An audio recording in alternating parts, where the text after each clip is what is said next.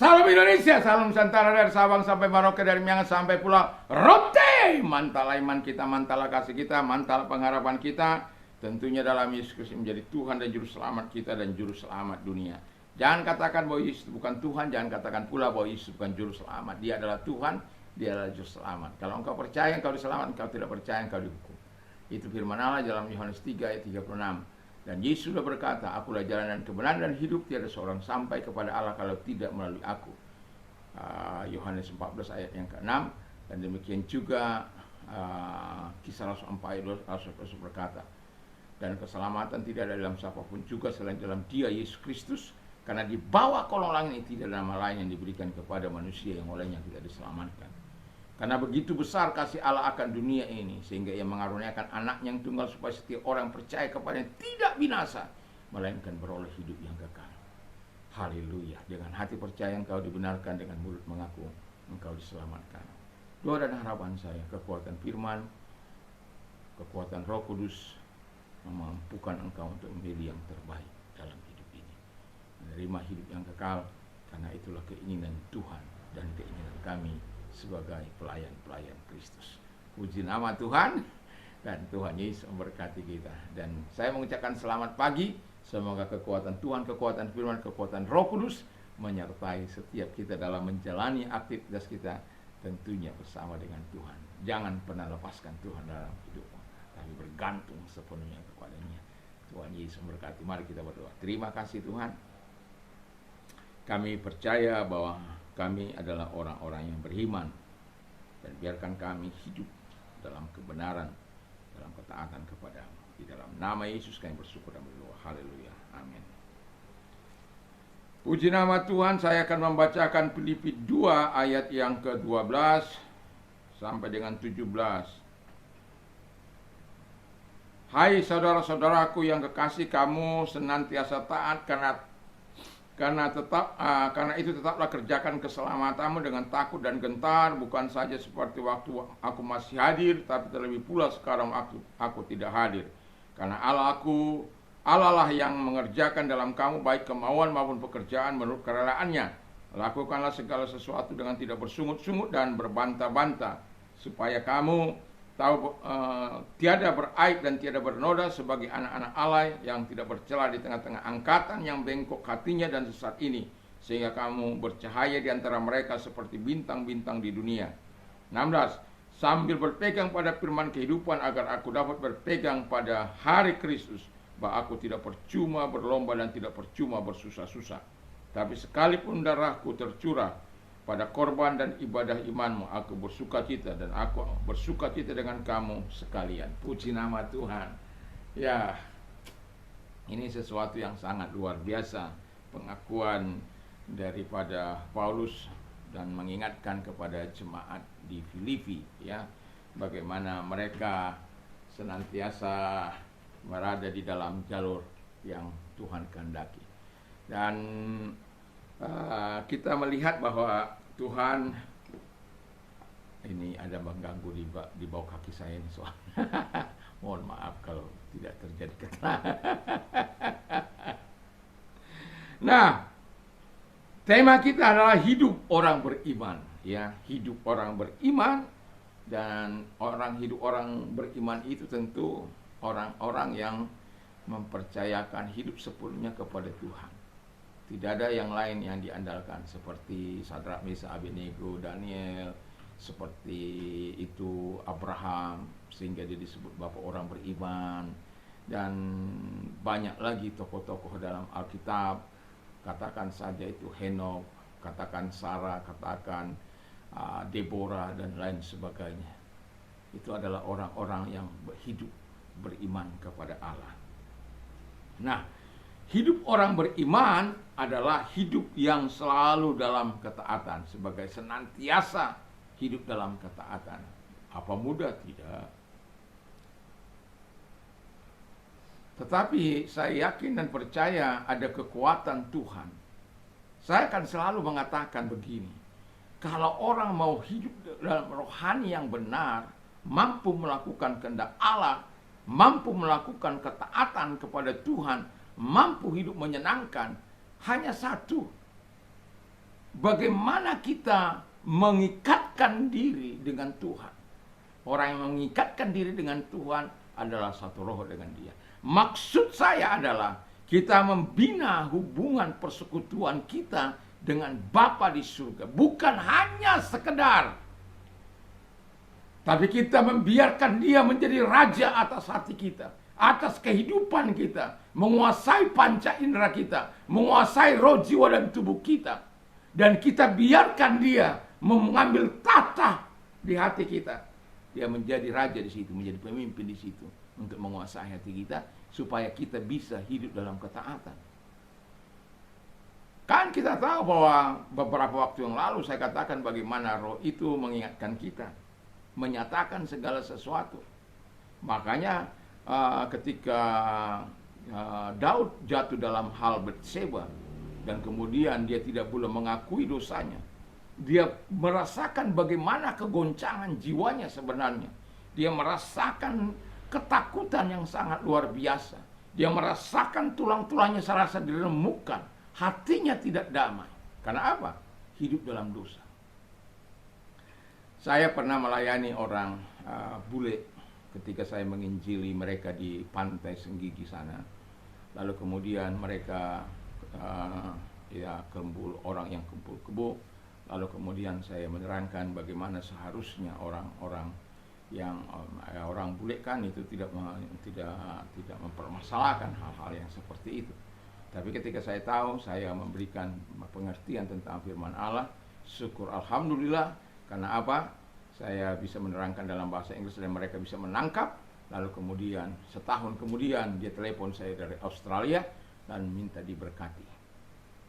Dan tidak akan pernah saya lupakan apa yang dikatakannya pada saat saya datang setelah pemberkatan. Besoknya saya datang ke tempat dia.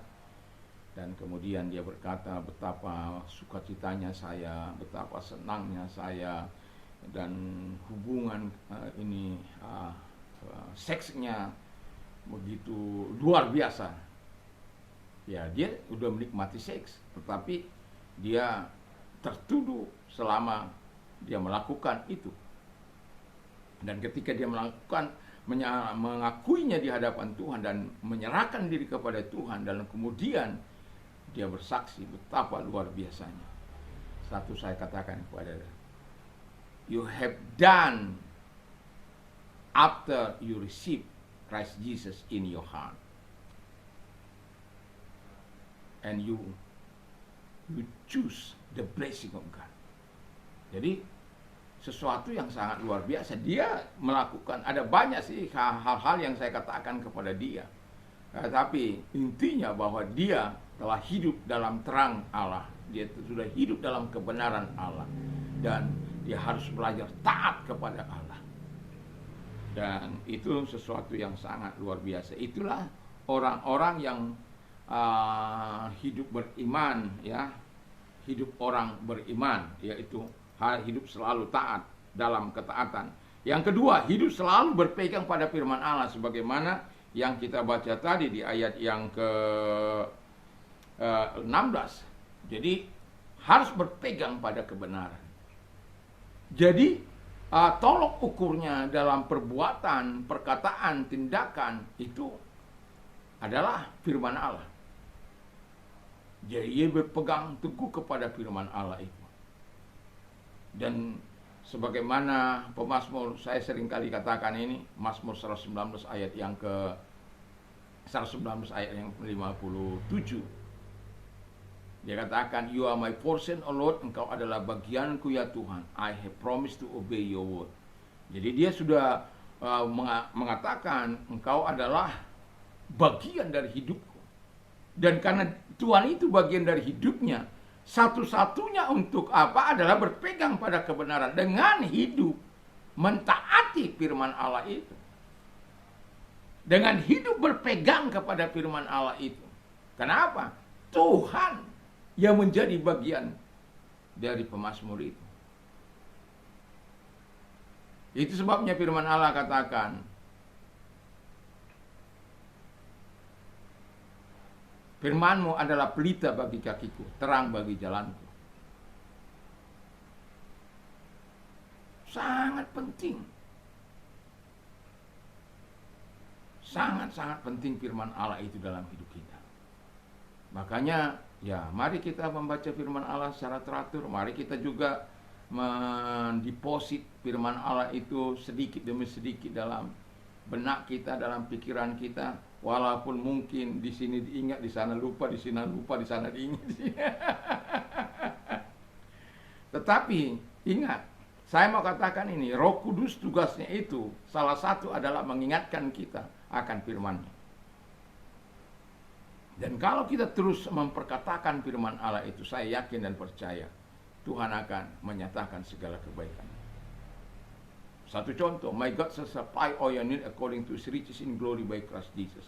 Allahku akan mencukupi segala kebutuhan menurut kekayaan dan kemuliaan dalam Kristus Yesus. Apakah kita yakin? Apakah kita percaya? Apakah kita berpegang kepada firman Allah itu? Tuhan akan mencukupi kita. Call upon me in the day of trouble. I will answer you and you will deliver, and I will deliver you. I will answer you and I will deliver you. Ya, saya akan menjawab. Bersulah kepadaku pada waktu kesesakan, aku akan menjawab dan melepaskan engkau. Apakah kita percaya? Ya kalau belum, ditolong, berseru lagi sampai Tuhan menjawab doa kita. Karena Dia adalah Allah yang maha hadir, adalah Allah yang maha tahu, dan Dia juga Allah yang maha kuasa. Dia juga Allah yang maha kekal. Jadi it's okay. Jadi kalau kita percaya sebagai orang beriman, hiduplah berpegang pada firman. Yang tak kalah pentingnya adalah hidup orang beriman itu hidup selalu dalam kerendahan hati. Jadi orang beriman nggak mungkin dia tinggi hati. Yesus saja berkata kepada kita, belajarlah kepada, pikul aku dan belajarlah kepada aku, sebab aku lemah lembut dan rendah hati. Kalau Tuhan saja dalam kemanusiaannya di muka bumi ini mengajarkan kita segala ilmu kerendahan hatinya, mari kita ikut. Sebagai orang beriman, kita harus rendah hati. Yang terakhir kata firman Allah, hidup selalu untuk membiarkan Allah untuk bekerja dalam hati kita. Nah, itu tadi saya bilang, kita orang beriman itu akan membiarkan Tuhan itu mengendalikan hatinya, pikirannya, menguasai roh, jiwa dan tubuhnya. Supaya apa? Dia pakai untuk kemuliaan Tuhan. Dan jadilah orang yang hidup beriman. Karena saya tahu orang beriman tidak akan pernah mengalami keputusasaan dalam hidupnya. Sekalipun berat tantangan, sekalipun aniaya, tapi tidak akan pernah menyerah. Karena apa? Ada Tuhan, ada kekuatan Tuhan, ada kekuatan Roh Kudus menyertai orang-orang beriman. Dia tahu Tuhannya maha kuasa, dia tahu Tuhannya bisa melepaskan dia dari berbagai kesulitan yang tidak mungkin dikerjakannya, yang tidak mungkin dapat dikerjakannya. Tapi Tuhan mampu memberikan solusi dan jalan keluar dari setiap persoalannya. Dan itu sebabnya hiduplah sebagai orang beriman, supaya engkau menerima dampak, menerima kuasa dari firman Allah itu, supaya hidupmu memberikan dampak bagi keluargamu, bagi gerejamu, bagi masyarakat, bagi bangsa dan negara ini. Karena apa? Engkau dikenal sebagai orang beriman. Mari kita berdoa. Terima kasih, biarkan kami belajar untuk hidup beriman kepadamu Tuhan. Sehingga apapun yang dikatakan oleh firman Allah untuk hidup selalu taat, hidup selalu berpengaruh firman Allah, hidup selalu rendah hati, hidup selalu membiarkan Allah bekerja dalam hidup kami, akan terus kami lanjutkan dalam hidup ini, dalam kehidupan sehari-hari kami. Terima kasih. Dan kalau engkau sakit, saya mau berdoa bagimu, percayalah bahwa Tuhan mampu menolong engkau, mampu mendatangi engkau dan memberikan engkau yang terbaik dalam segala sakit apapun.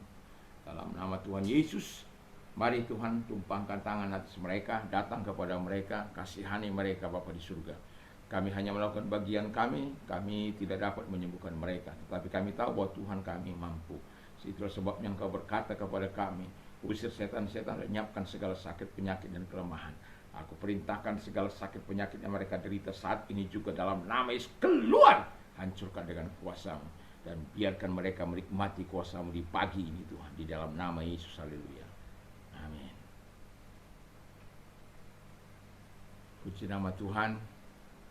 Biarlah kita senantiasa selalu bersandar kepada Tuhan, baik yang mengalami keberatan, penatnya jiwa, datang kepada Tuhan. Tuhan akan berkati. Mantap, mantap.